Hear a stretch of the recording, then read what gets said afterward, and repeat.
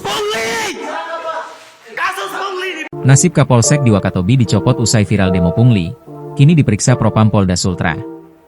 Institusi Polri di wilayah hukum Sulawesi Tenggara tengah menjadi sorotan publik setelah video aksi protes warga di kantor Polsek Binongko di Kabupaten Wakatobi viral di media sosial pada Jumat, 26 Desember 2025. Kericuhan tersebut dipicu oleh tudingan pungutan liar, pungli, yang diduga dilakukan oleh Kapolsek Binongko, Ibda Kaharudin.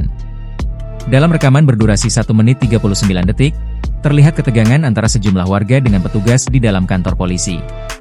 Warga yang tersulut emosi secara gamblang meneriakkan tuduhan pungli dan menuntut pencopotan jabatan Kapolsek.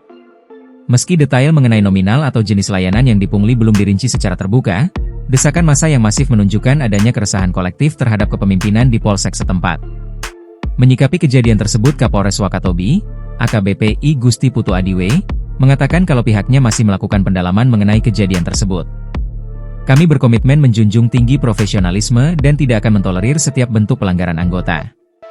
Semua laporan masyarakat akan ditindaklanjuti secara transparan, tegas AKBP I Gusti Putu dalam keterangan resminya yang diterima, Sabtu, 27 Desember 2025. Pihaknya pun telah melakukan penarikan kepada Kapolsek Binongko agar dilakukan pemeriksaan.